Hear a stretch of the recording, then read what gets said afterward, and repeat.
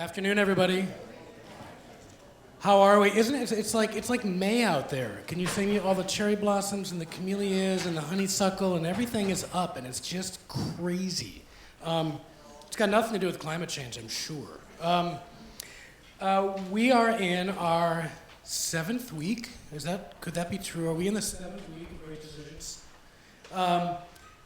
Today, I'm very excited because we're going to be talking about, make it sound like it's a really great positive thing. We're going to be talking about the Syrian Refugee Crisis. Before we get to the intro on that, let me do my usual PSA and hustle for things we have coming up.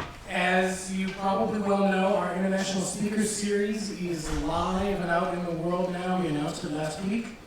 And it starts March 30th with Peter W. Singer, who is talking about the future of war and security. He is an incredible thinker, great writer, was with Brookings Institution for many, many years, is now at the New America Foundation. As I've been joking to people, this year's speaker series, the theme is warning contents under pressure, but informally it's the No, Not That One series. So this is Peter Singer, No, Not That One, not the animal rights Peter Singer. Our next speaker is Robin Wright, No, Not That One. But the one who writes for the New Yorker and writes a lot on the Middle East. And then May 7th, Bill Moyers. I think you've probably heard of him. He's a nice up-and-coming young man who's been doing some great stuff in journalism. He is here. He's going to be attending his grandson's graduation at Lewis and Clark College, which is very, very dear. And then we finish up on June 24th with Catherine Hayhoe, who is a very, very fascinating climate scientist and evangelical Christian. And she doesn't see the two as in conflict or mutually exclusive. And the way that she talks about fact versus faith and how we can talk to people who do not subscribe to the science or the fact, and she's absolutely fascinating. So that'll be June 24th. We're extremely excited. Again, if you are in this class as a student or you signed up as an auditor, you can get tickets for $50 for all four, and we have these forms over at the table, and Alicia will be glad to help you. A few things coming up in the next couple weeks. I think a couple that would be interesting. I think, yes. You might actually put a plug next year if you decide to take this class as a senior auditor and you want to get this incredible deal. Right. If you missed the boat, I've been actually encouraging anyone because some of you have come year after year, if you sign up as an auditor, what it reflects is real numbers. And so the PSU administration can see what an incredible, valuable thing it is and what a great piece of community engagement it is to open up a room like this for the community, for all of us to talk about issues that are concerning all of us going forward into the future. So if you didn't do it this year, you can do it next year. It's not a big deal. It's some paperwork. We all love paperwork. We all love filling out forms. So next year we will get that sort of information out front and center for people so you can take advantage of the good deal. So speaking of youth, speaking of schools, things like that, we are doing an event on March 18th. It'll be at the World Affairs Council in the Madison Room with a gentleman named, I'm trying to find my notes here. Oh, here we go. Dr. Mohammed Khan Karati, who founded the Green Village schools in Afghanistan. And he will be talking about what it took to put together a school. What does it mean? We do a lot of talking about education and saying, when you give a girl an education, things happen. We go, we're going to go build a school. But what does that really mean? And what does that mean in a place like Afghanistan, where it means a really, really dense layer of partnerships, both with tribal leaders, with government, with elders, and he had a really great run. He built a school, got permission from the Taliban in 2001. In 2008, Punjabi militants burned his school to the ground. And then in partnership with the Taliban and the approval of the Taliban and the Afghan appeal, he rebuilt the school and now has 1,700 students in it. So he's going to come and he's going to talk about that. That's March 18th at noon. That'll be at our space at the Oregon Historical Society. And then Hedrick Smith. Do any of you remember Hedrick Smith? He wrote The Russians. He wrote The Power Game. He is going to come to town April 23rd and talk about who stole the American dream.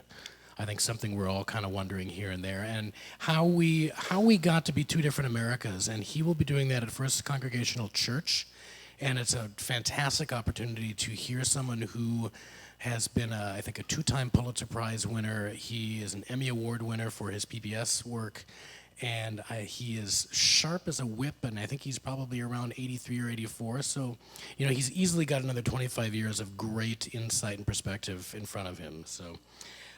All these things are on our website.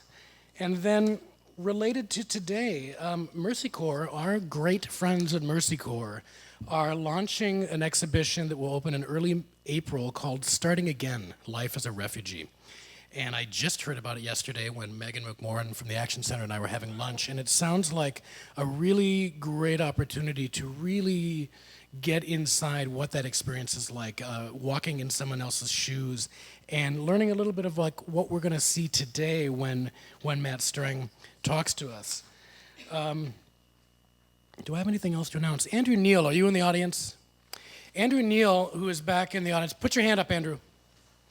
Andrew is the person who coordinates all of our incredible youth exchanges. We've been working with all these 15 to 17-year-olds from different Pan-African countries, from Iraq, from South America, from the Caribbean, and it's really one of the most amazing things. It infuses our office and the community with this incredible, incredible energy every time these kids come to town. And we have another group coming March 22nd to 28th.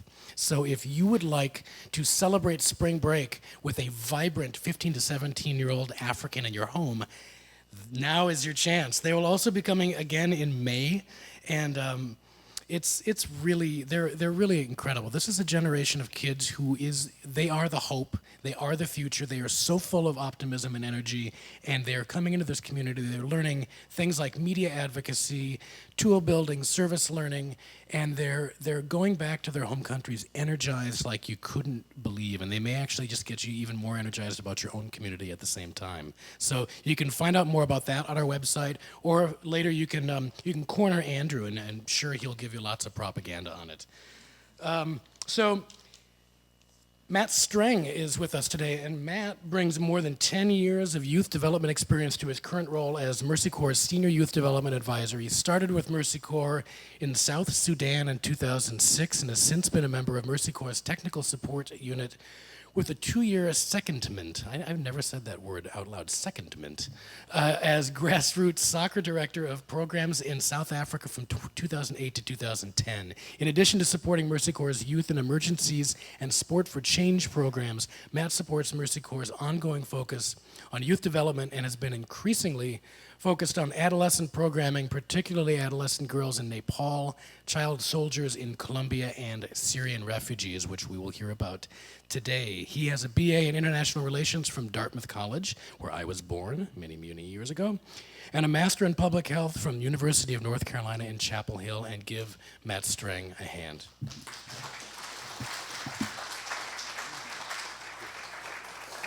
Thanks, Tim.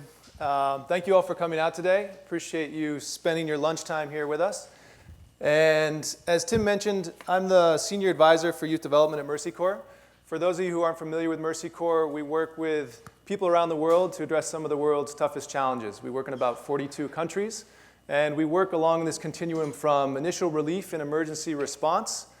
Recent examples of that are the typhoon in the Philippines, the ongoing conflicts in Somalia, South Sudan, and Syria.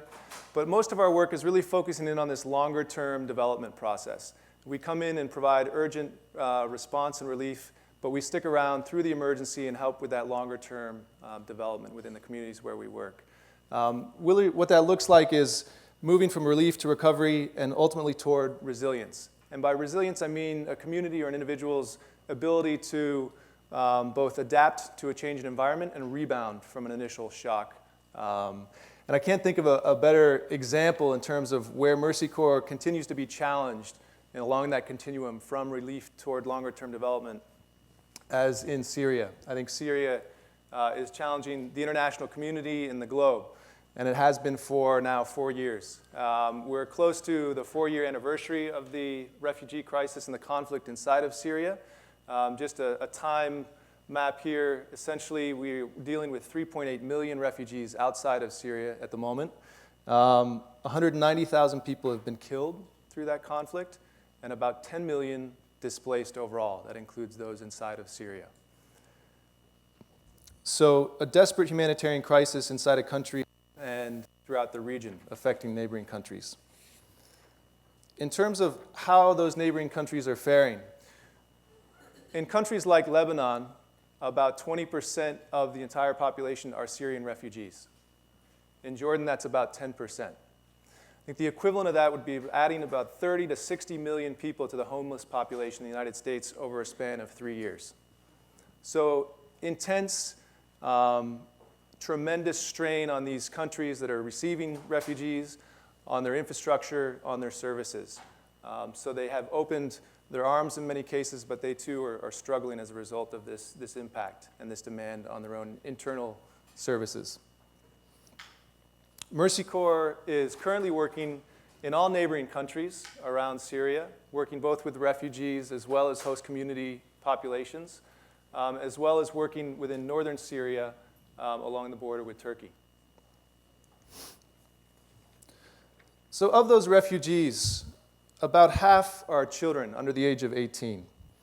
These are young people who have lost family in many cases, who have lost their homes, are no longer in school, and have lost many of the friendships they had back inside of Syria. So a tremendous impact on the young people. And I'm going to focus today on a subpopulation of children, adolescents, aged 12 to 17. About 500,000 adolescents are currently Syrian refugees living in countries outside of Syria. So why adolescents? At Mercy Corps, we emphasize our programming, our youth programming in general, with a focus on adolescents. But this slide really, I think, tells you why it's important to focus on this age range. Adolescence is that time of a young person's life when they're starting to make decisions that not only start to have a greater impact on themselves, but as well on their family and their larger communities. Based on what decisions they make, influenced by their surroundings, that can send them and their communities and families on this upward trajectory, making constructive decisions, enabled with things like education, life and work skills, vocational skills, and being engaged in their communities. Ideally, this is where Mercy Corps wants to try and build more of these enabling skills to allow young people to take this upward trajectory and help with the longer-term development of secure, productive, and just communities. But on the other hand, due to many of the strains and many of the challenges that young people face, there's the potential that if they're limited and do not have these skills, they don't have access to an education, they're unemployed, or for adolescent girls in particular, they get married early and they have children. This might set them on this downward trajectory toward ongoing poverty and conflict and oppression within their communities. So it's a critical window of opportunity to work with adolescents and try and send them on this upward trajectory and the impact that has on their families and communities. So at Mercy Corps, we spend a lot of time thinking about, during these ages of 12 to 19, how do we develop the right support at the right time? What does an adolescent need at any given point in their life, and how can we provide that support? Are there any students who are studying neurobiology at the moment here at PSU? Any neurosurgeons? What do we see up here on the slide? Anybody want to take a guess? It's the brain, right? These are scans of brain imaging from age 5 through to age 20. Essentially what it's showing us, and in order to understand adolescence, we need to kind of get inside of an adolescent's head, so to speak, right? We need to understand what's happening at a given time. Adolescence has been shown through a lot of the brain research in recent years to be this time of intense development, comparable to the development that happens in early childhood. So others have described it as this kind of use it or lose it stage of life. Unless young people in their adolescence are using a lot of what's developing in terms of the connective tissues and the synapse connections in their brain, they're not going to have those later in life in order to take advantage and use those to make decisions going forward.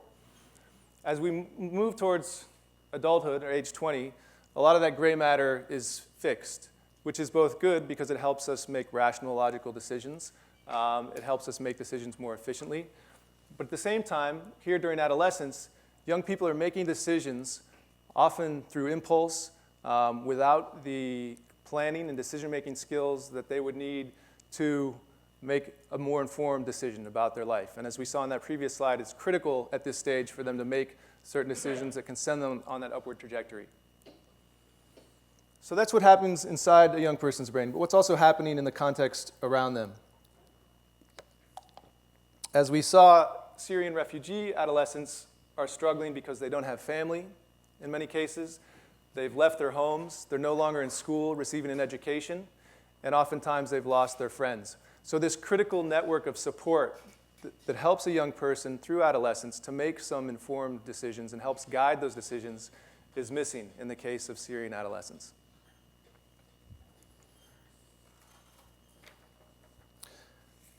To get a little bit more detail on the conditions under which Syrian adolescents and their host community peers are living. And when I say host community peers, I really mean Jordanian or Lebanese, Turkish, Iraqi peers who are also in these communities where Syrian refugees are moving in. I'd like to tell a story about a young man. This is Yusuf and his tree. So starting about a year ago, Mercy Corps started a series of assessments, starting in Lebanon, then going to Jordan, in Turkey, and then the northern Kurdish region of Iraq, in order to better understand the context in which Syrian adolescents were living. We asked them simple questions around what they liked about their current situation, what they did not like, and what were some of their hopes for the future. And we asked them to either draw, take photographs, or do some type of artistic expression in response to those questions. Yusuf was a young boy in Lebanon who was participating in this assessment. And when I first met Yusuf, he was working on this small black and white charcoal drawing of a tree. And as you can see here, it's actually minuscule. It's about the size of a thumbprint.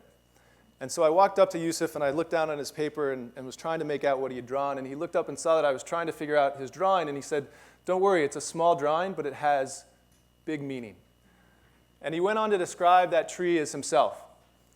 And if you can see these lines along the side, these horizontal lines to the right, he said represent the wind. But to him, that wind are the negative forces in his life that are trying to knock him off course, trying to keep him from achieving his future goals. He said that while that wind can knock the leaves out of his limbs, you can see some leaves falling to the ground here, it will never knock the tree over. It will never knock him off course entirely. When we asked him, what keeps that tree rooted or grounded, he said, "For me, it's my family, it's my friends, and the fact that I'm in school learning." So these things were keeping him grounded, keeping that wind from knocking him over. He also described those negative influences in his community as sectarianism. He felt like he couldn't express himself because of a lot of the sectarianism that was coming up in this northern region of Lebanon along the border with Syria.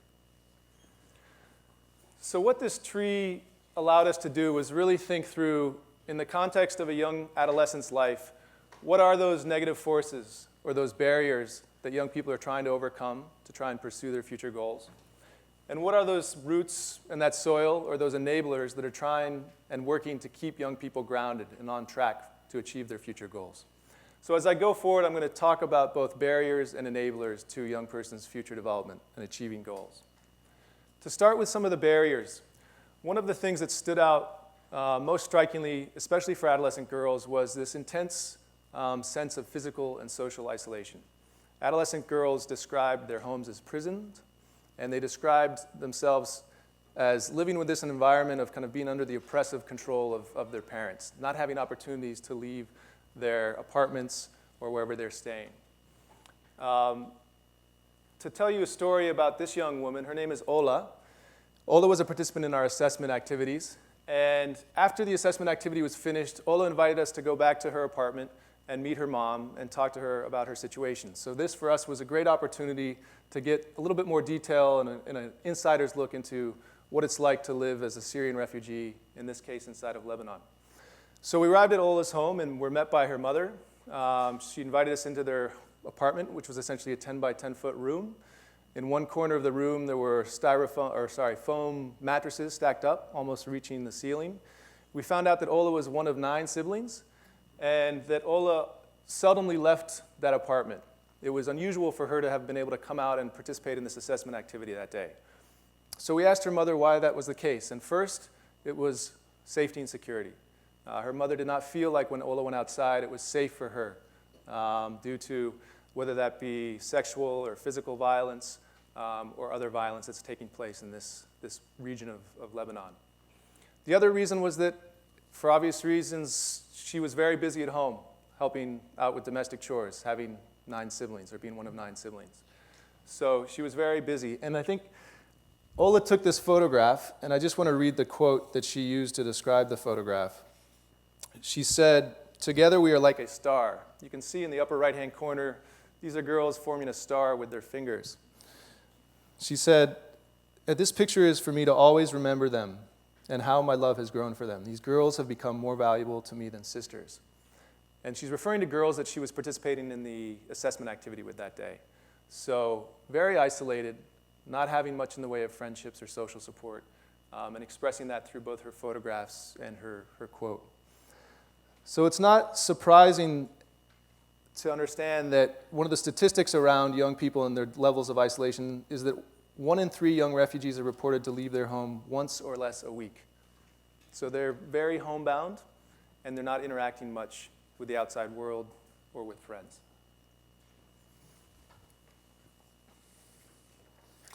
Another barrier that came out resoundingly was a sense of hopelessness and humiliation. A sense of hopelessness in the sense that young Syrian refugees can think of nothing more than wanting to return to Syria. They have their sights set on that, and to the detriment of not being able to set short and midterm goals in their host communities. So when asked 2 to 3, 4 months from now, what would they like to be doing? It was very challenging and difficult for an adolescent to come up with some type of plan or some idea of what they wanted to be doing for their future. They were very set on just returning to Syria. So there was a lack of hope in that regard. In terms of humiliation, there were 2 primary sources of humiliation, and they both revolved around jobs. Both the competition for jobs, in the sense that as Syrian refugees moved into host communities, they increased the competition for jobs, drove down wages. This created a lot of resentment with the host community.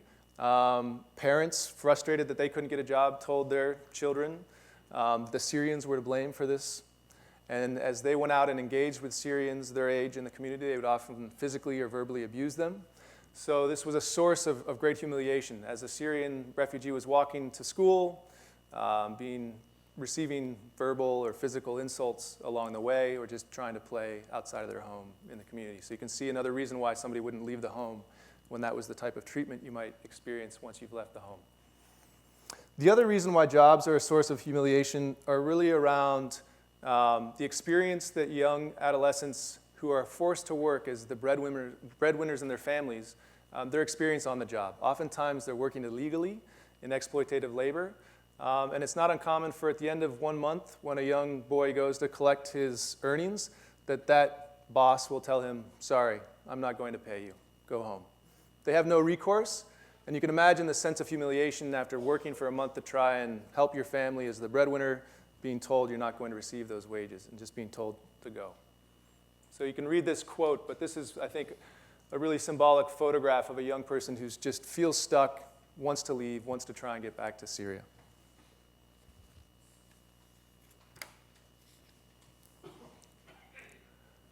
So I don't think it should be surprising that young people living through these barriers and these challenges in this context are oftentimes making decisions that might be destructive. We talked about that trajectory in that slide of downward trajectory and upward trajectory. So this young boy, Ahmed, did this drawing of what is the Free Syria Army flag here in the middle, and some of the more extreme rebel groups to both sides. You have the flag pole coming down. This is Syria, the outline of Syria with a heart and blood pooling at the bottom there. So this young boy is being forced to decide between returning to Syria to fight and die with dignity, or to continue to live in his host community under this deep-rooted sense of humiliation, of mistreatment.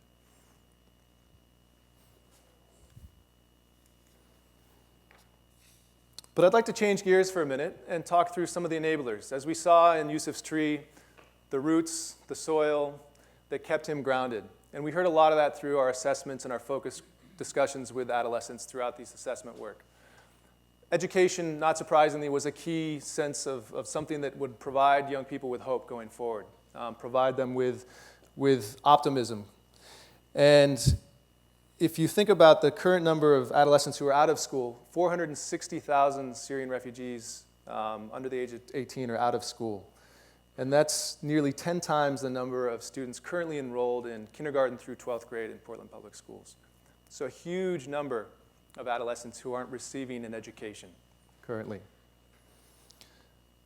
But despite their interest in wanting to continue their education, the schools in many of these countries just don't have the capacity to absorb them. So there's a need to look into other alternatives. Many adolescents have been out of school for now 3 or 4 years, so it's very unlikely that they'll be allowed to go back to school or have any interest in going back to school. They've just been out too long. Some countries have policies around if you've been out more than 2 years, you're not allowed to re-enroll in school.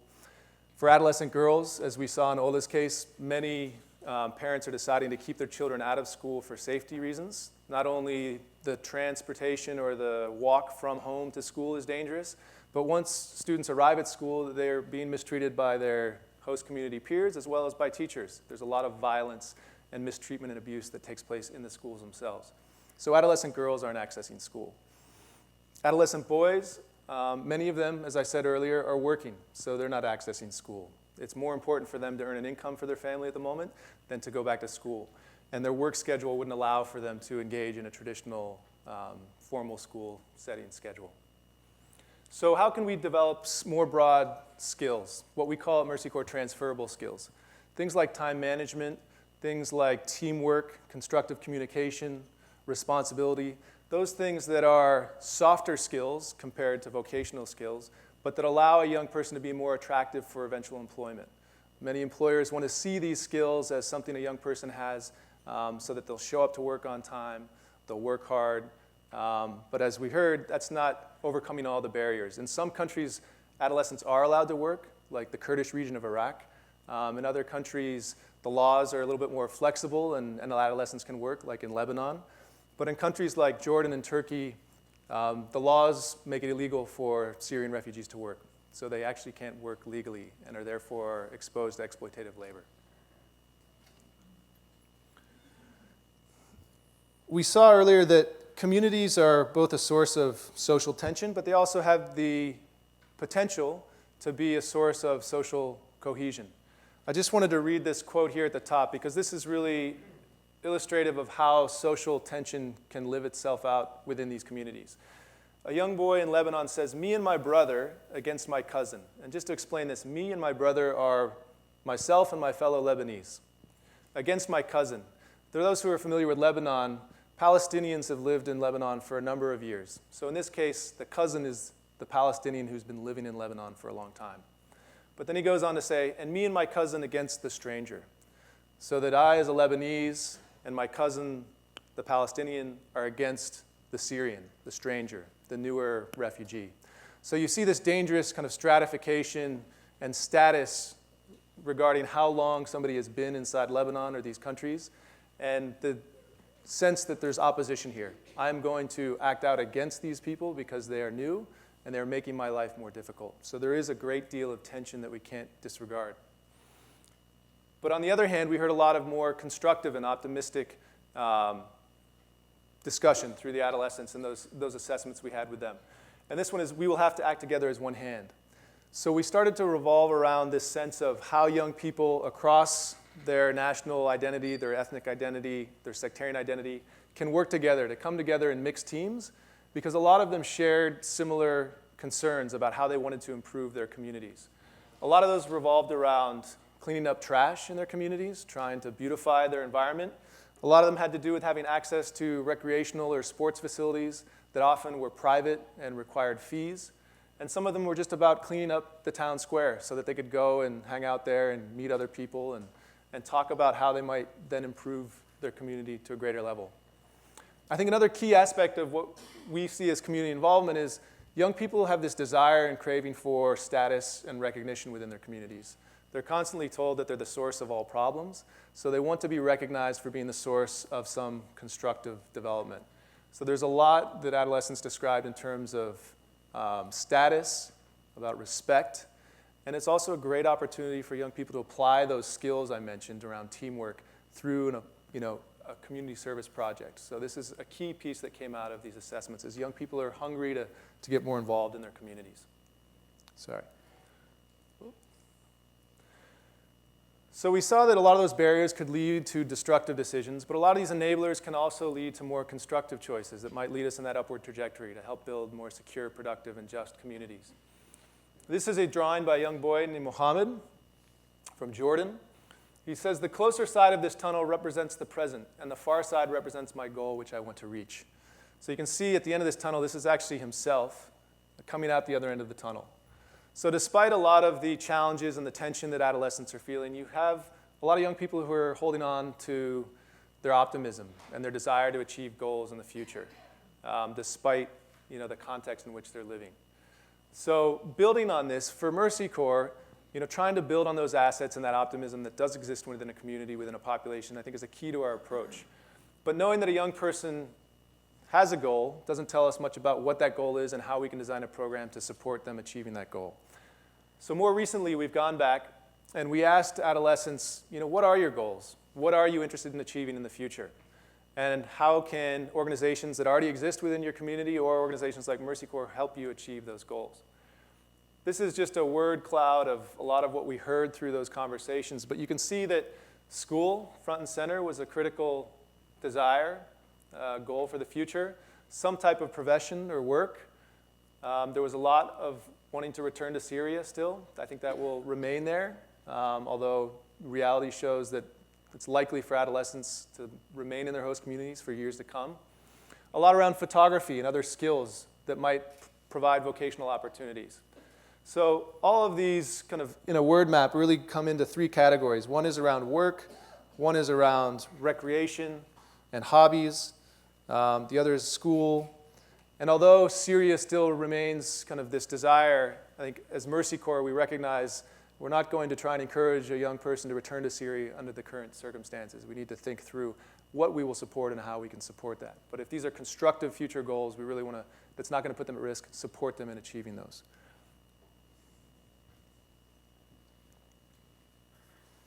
So as we take those goals, we think through transitions, key transitions. As we talked about, adolescence is this time of transition, right? From being a young person toward adulthood.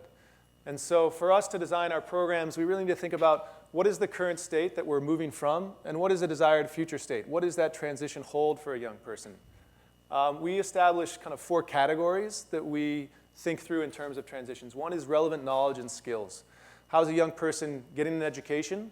Or if formal education isn't an opportunity, how are they developing skills, transferable skills, vocational skills that will help them pursue their future goals? Social and civic engagement, peaceful engagement, and economic engagement. So these are 4 key categories of transitions that we really focus in on. Just to give a couple examples of what those would be. Within relevant knowledge and skills, moving from a situation where they're not in school to a situation where they're in school or accessing non-formal education. Not necessarily in a bricks and mortar school, but in a community center where they're getting some learning and kind of accelerated learning catching up. In terms of social and civic engagement, moving from an isolated or disengaged young person who's in their home, who doesn't get out of the house more than once a week, to a young person who's engaged in improving their community. Somebody who's working as part of a mixed team. I'm a Syrian refugee. I'm working with my Jordanian peer. We're addressing picking up trash within our community. They're getting engaged in their community. Peaceful engagement, from a situation where many young people are learning to accept or participate in violence as a way to meet their needs, to a situation where young people are reducing that acceptance or less likely to participate in violence in order to achieve their needs or meet their needs. And then finally, under economic engagement, a situation where we currently have a number of young people working illegally in low skill and low wage jobs to some type of safe and productive work within these communities.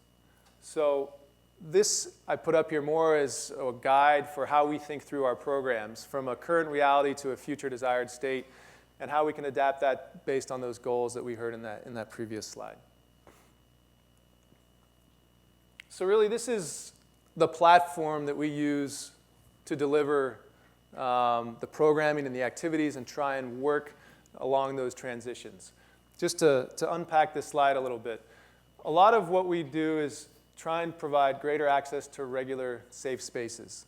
In this case, you have a school, but this can be a community center.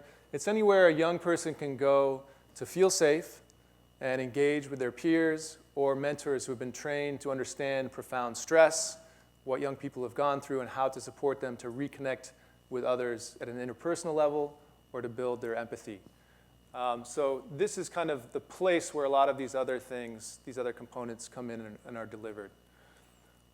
Train in support of youth leaders, train in support of mentors and peer relationships. So we saw in that earlier slide that Syrian refugees have left and lost a lot of their family connections, their connections with friends. They're no longer in school learning. So we want to try and rebuild that social support network.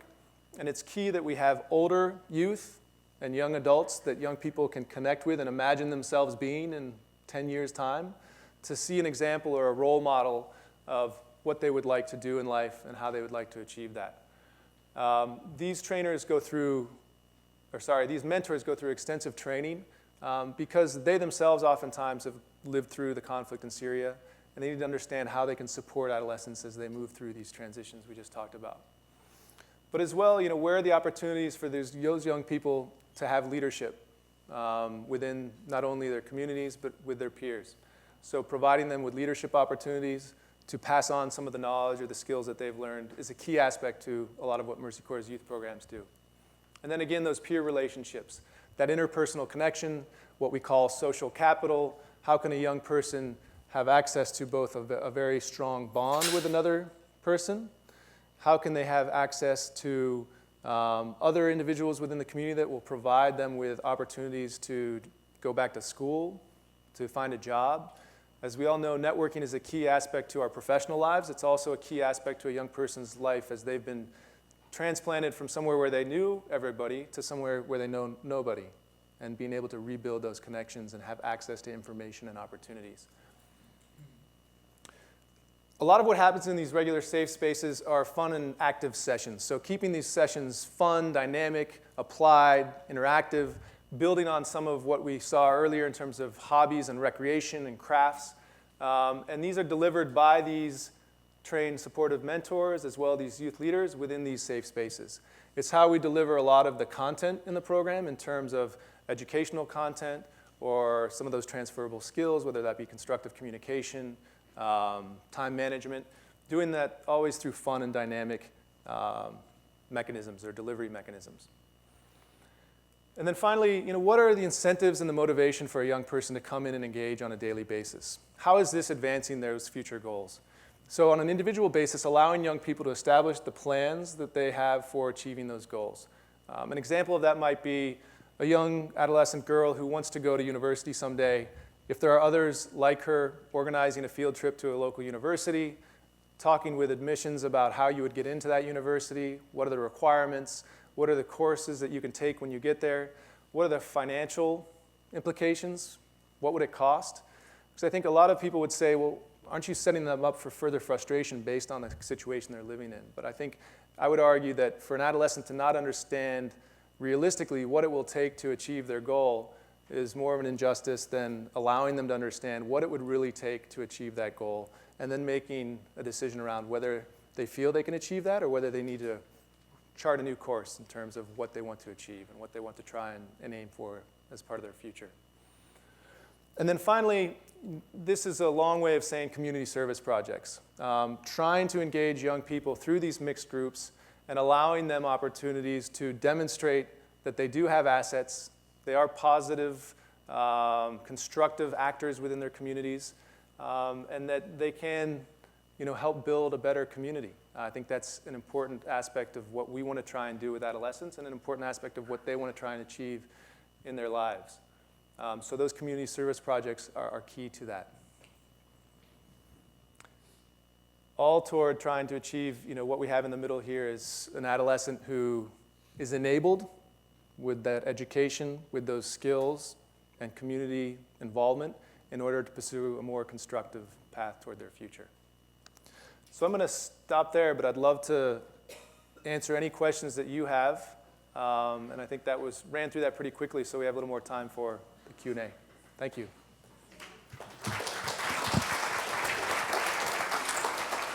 I think I'm going to ask you the first question, which is, have you seen pushback from elders or adult families within some of the camps where there is less sort of civil society structure, and are you seen as a threat to the family unit? So it's a really good question. One point of clarification is that a lot of what I talked about here today is in what we call host communities as opposed to refugee camps. So host communities are any town where refugees are moving in, just as somebody would move into your neighborhood. Refugee camps are physical camps that are set up for only refugees to live in. So a lot of our adolescent work, because about 95% of all Syrian refugees are living in host communities as opposed to refugee camps, we want to focus on host communities. So just a clarification. But within those host communities, you're right. There are governance structures. In some cases, they're not, or they're weak, or they're strong. I think our challenge, we haven't yet been perceived as a threat to those existing structures. I think parents, especially those who are reluctant to send their kids out to participate in programming or in schools, and our kind of community outreach workers will go and sit down with them and talk to them about the benefits that can come out of the program. There's some difficult conversations, I think, that take place there, because there is a view that why would I send my child out to face danger and put them at risk? But I think that is what we call a key aspect of kind of stakeholder/gatekeeper engagement. So gatekeepers are those who have influence over adolescents and allow them to participate or not, parents in many cases. So there are difficult conversations that take place there. Sometimes, we're successful in allowing access, and there just are some questions that a parent has that need to be answered in terms of, I want to go to the center, I want to see it, I want to know who's going to spend all day with my child and meet them and trust them. So these are all very reasonable requests on behalf of a parent. In terms of kind of the governance structure, I think that comes into play much more when we're doing the community service projects. We don't want to undermine existing governance structure and do things that they have traditionally been seen to do within their community. Although an interesting side note on that, inside of Syria, as the rebellion was starting, the government and the regime, Assad, would be the ones who were responsible for all trash cleanup and municipal services. That was breaking down at a time during the rebellion. So an act of rebellion was to actually go out and clean up your neighborhood because you were taking on the role of your government. So a lot of young people did that because they felt, I'm going to take control of my environment. My government is no longer effective here. So there is that desire that if the government's not providing you with certain basic services, that you will go out and do that yourself. Within the communities, we're just getting started with some of these community service projects, so we haven't really gotten a sense of whether that's rubbing people the wrong way. But where we're going about it is engaging those stakeholders, those local leaders, trying to create a situation where these adolescents won't just go out and do a one-time project, but they'll establish a relationship with these local leaders so that those local leaders see value in engaging those adolescents over the long term. If we just encourage them to do one project, they have this false sense of, okay, I can now impact my community. And if that project goes away, and that opportunity and that demand by the local leaders for that participation isn't there, I think we're just setting young people up for frustration, which could become more problematic. Yeah. I have two questions. First is, how successful are you in getting female out to your courses? And the second question is, I was reading that we only have about 95, that's 95, refugees going into the United States. If that's true, why is it only 95? So I'll answer your first question. I'm not necessarily, in a great position to answer your second question, but I'll talk a little bit about what I read, actually, I think, which is in this magazine up on the front table, which talks a little bit about that second issue in terms of asylum. But on the first issue with adolescent girls, I would say we've been very successful in getting adolescent girls involved in our programs, and it's for a couple of reasons. And currently, we have about a 50-50 split. 50% of our participants are boys and 50% are girls, and that will ebb and flow depending on a given community. But making sure adolescent girls participate in the program requires a lot of additional time and resources. And you need to know that up front and budget for it and train your staff to go out and have those difficult conversations with parents of adolescent girls. Spend more time knocking on doors in communities. making sure and oftentimes creating same-sex groups so that adolescent girls are working in a safe place with other adolescent girls. Parents oftentimes in many of these cultures would not like their daughter to be in a mixed sex group with adolescent boys. So it's thinking through what are some of those barriers to a parent allowing their adolescent daughter to participate, and then trying to mitigate those and design the program accordingly. I think on the second issue, my understanding is that across the board, and not only the United States, but asylum seekers are having a very difficult time getting into European countries.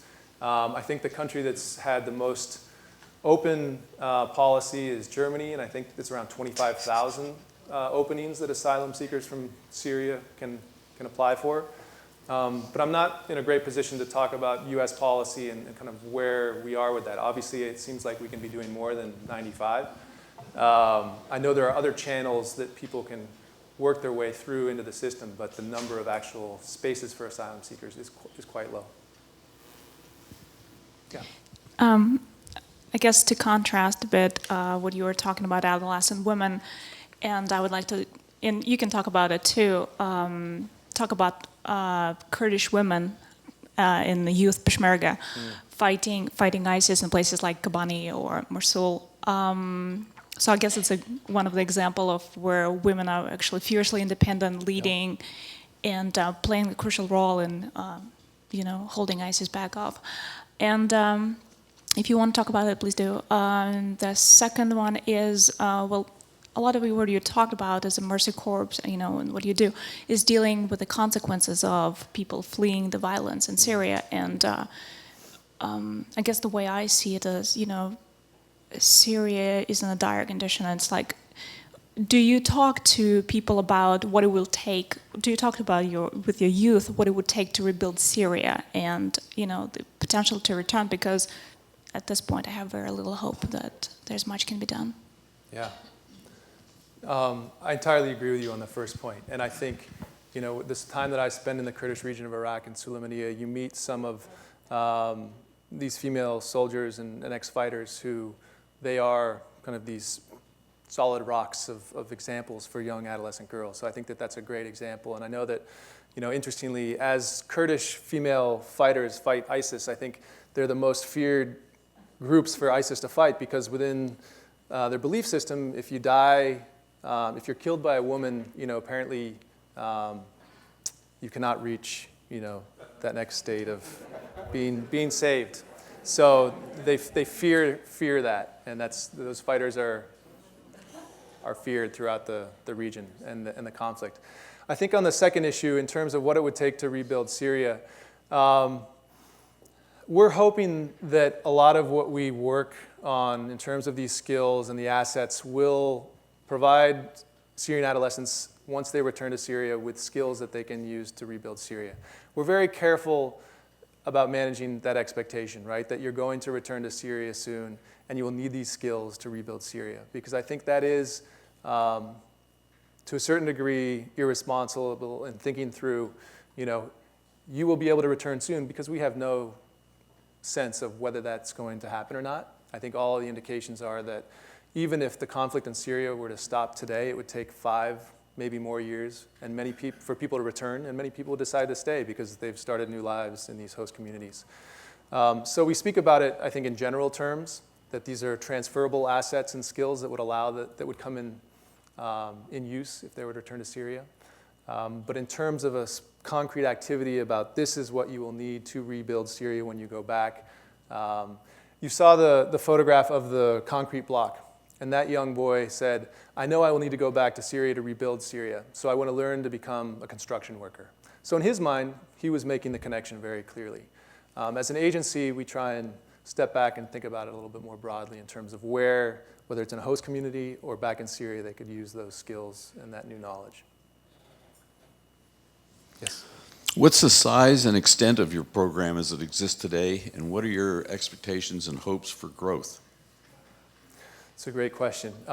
In terms of our adolescent programming or Mercy Corps programming as part of the Syria response overall? Both. All right, I'm not in a great position to answer the second one, but we have some colleagues here. I don't know if you want to jump in and help out with that one, or we can get back to you. In terms of our Syria adolescent programming. Right now, we're working with about 10,000 adolescents across Lebanon, Jordan, Iraq, and Turkey. That programming has been going on for about 8 to 9 months. We're just in the process now of doing some of the evaluation of those programs so that we can measure the impact, what has worked, what has not, and how we can kind of adapt those programs going forward. That being said, in the last couple of weeks, we've had a number of opportunities to present new proposals to donors to expand that work. We see adolescents as part of our Syria response as one of our thought leadership pillars. We've kind of staking a claim and making what we think is trying to influence other peer agencies and donors that adolescence is worth investing in for the reasons I shared. So this will continue to be a long-term focus of Mercy Corps. As I mentioned, we start during that emergency response, but we stay through, past the emergency, through the long-term development of those communities. So adolescents, being the age they are, will play a key role in that, just by the nature of them growing up within these contexts. But I think as Mercy Corps views this programming, we're in it for the long haul in the sense that we want to support adolescents as they graduate through those transitions. In terms of scale and numbers, it's hard to say what numbers we will reach in the next 2 to 3 years. I would hope that we're reaching, up to 20, 30, 40,000 young people, adolescents, unless through an education program you can sometimes reach, many more than that. In terms of our broader Syria response programming, I don't know, I'm looking at some colleagues here in the room, but I think I'll have to get back to you on that one. Just to share, in terms of the diversity of programming that we do across the region, we have a lot of water and sanitation programming, both inside of Syria as well inside of Jordan. Jordan is one of the most water resource poor countries in the world. It's a primary source of conflict between Syrian refugees and host communities.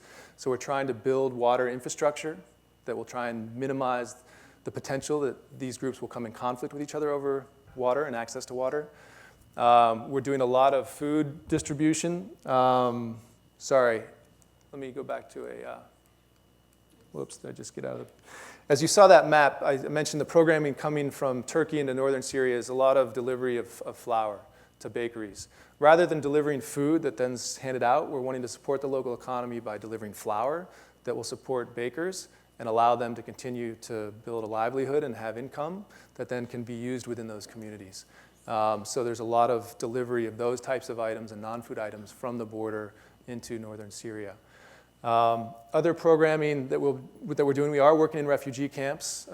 We are building out kind of recreational facilities, whether that be sports courts or whether that be access to safe spaces for what we call psychosocial support. So with those refugees living in the refugee camps. And we are doing some conflict management programming as well, for all the reasons I described. That's so trying to build that social cohesion and reduce that tension between these groups. And what are the sources of that conflict, and how can we try and mitigate that? The proportion of Americans working with you in the area you're talking about today, what is the proportion between Americans and others, the locals? A, and B, do you speak Arabic? Yes? No? So how do you communicate to all of these folks you're trying to help? Yeah, great questions. On the first one, Mercy Corps globally, about 90 to 95% of our staff are from the countries where we work. So we, as an agency, put a lot of emphasis on hiring locally and also with working with a lot of local NGOs and partners.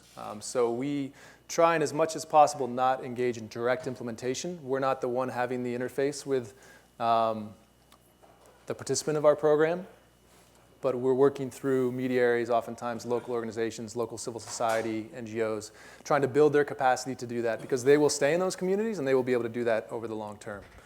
In terms of my inability to speak Arabic, I recognize that. I maybe 4 or 5 words I can speak, but we work through interpreters, and we often train local staff to do the work. So in terms of these focused discussions that I was talking about and the photographs and talking through those drawings, that was not me.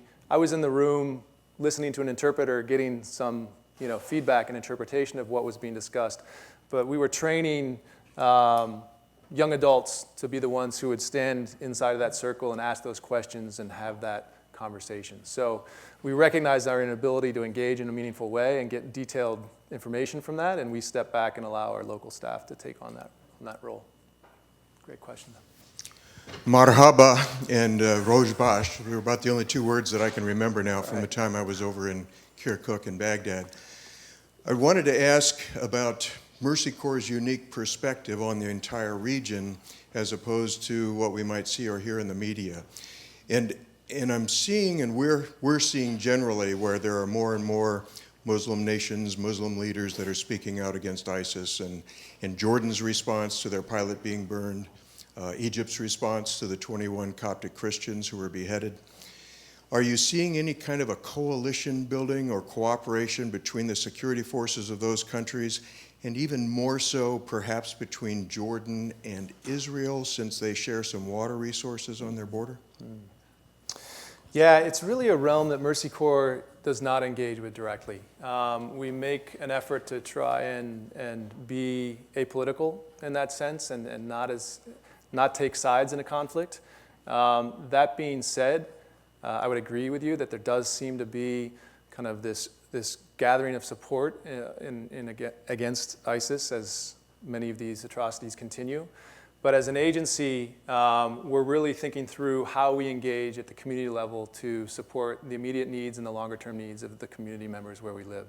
So in terms of the geopolitics of Jordan and Israel, or kind of these coalitions being built to counter ISIS, I really know as much as you do in terms of the news, and what we see on the ground is somewhat removed from that government level coalition building and effort.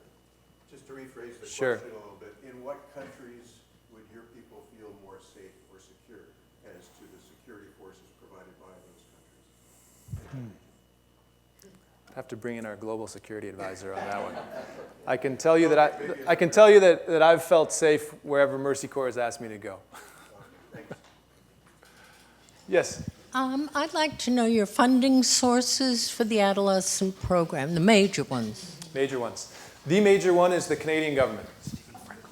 The Canadian government has funded us. They believe that we have a deep understanding of adolescence and adolescent issues within these countries, and they've gotten behind us. And they are the ones who we've just submitted another round of proposals to. That being said, we have a number of generous individual donors and foundations who have allowed us to do things that larger government institutional donors do not allow us to do, in the sense of more flexibility, less time-bound.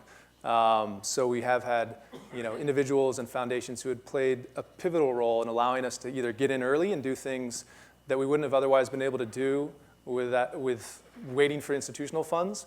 I think a great example of that is some of the initial programming that came in from Turkey into northern Syria, as well as an event that we just had a couple of weeks ago in Istanbul, where we had a generous foundation allow us to pull together all of our different program managers from these adolescent programs and have what we called a learning circle in Istanbul, where we got together and figured out what's working, what's not working, what do we need to standardize and spread out across our programs throughout the region.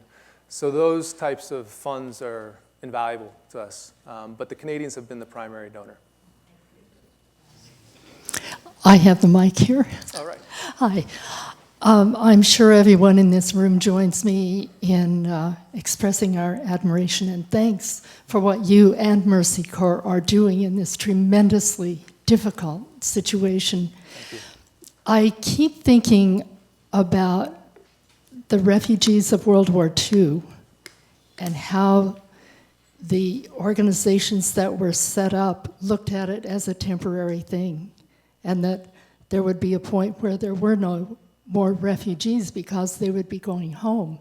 And now we see Palestinians who have been in refugee camps for generations. I'm wondering, with all of the pressure, the increasing populations, the increasing, violence, what do you see as how are you planning for the future? What do you see? Yeah. I think, as I said earlier, we're planning for this to be a long-term situation in terms of refugees living within host communities. Sometimes that's a difficult conversation to have with local government officials, because they too opened their borders initially under an assumption that refugees would stay for a few months, maybe a year, and then head back. But in reality, as we know through past experience, that's not the case. So we are, to the degree possible, trying to normalize the situation for refugees within their host communities.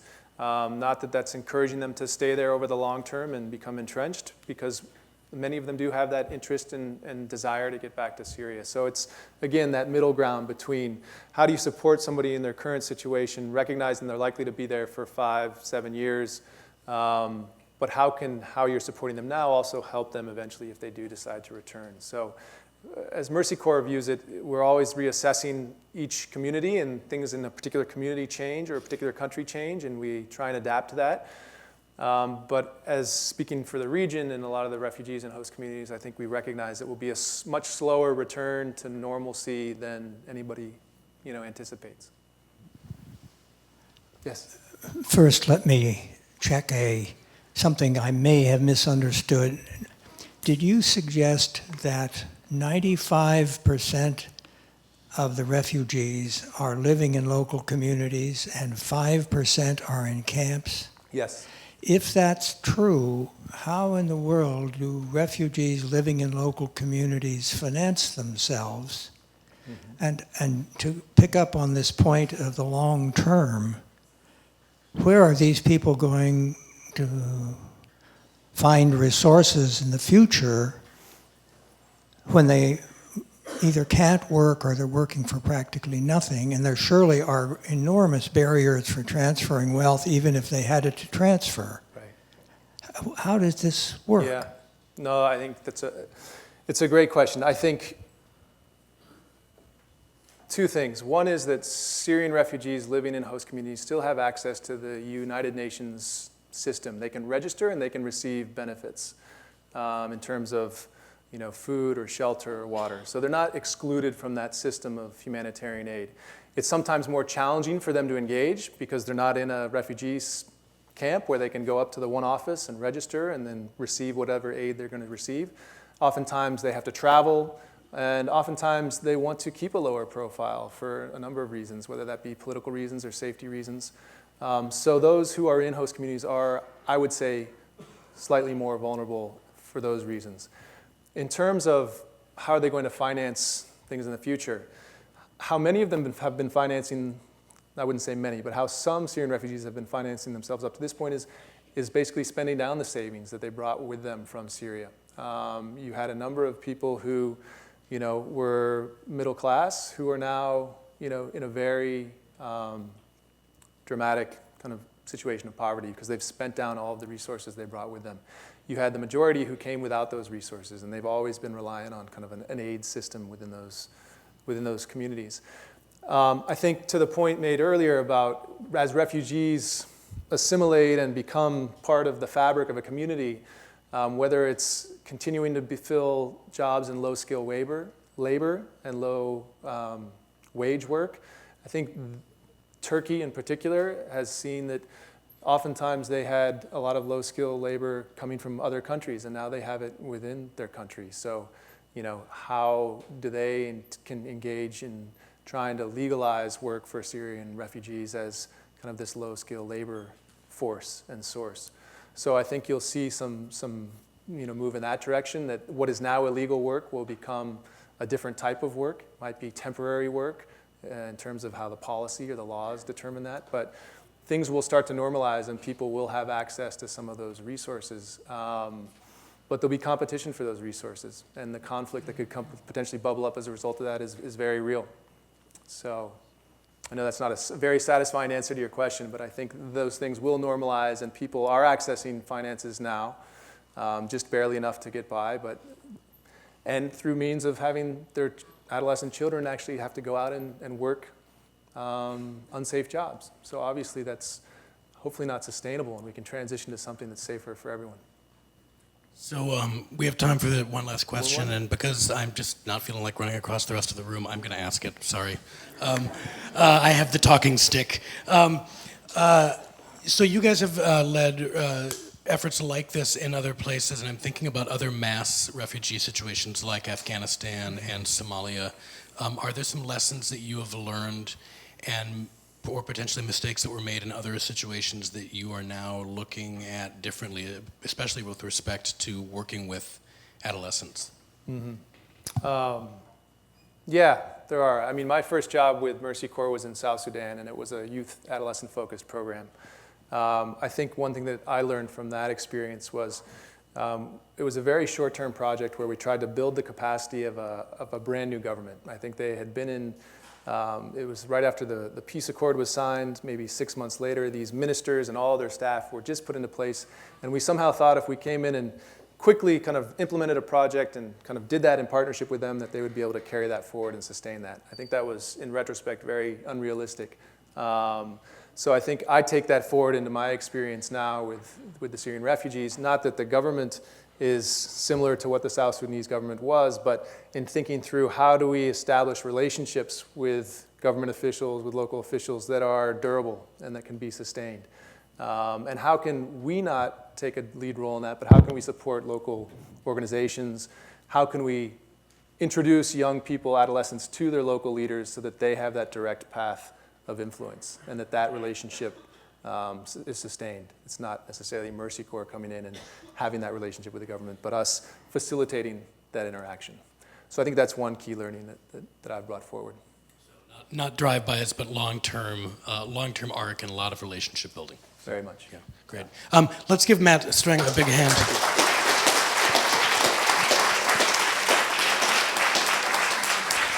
And we'll see you all next week for a look at India.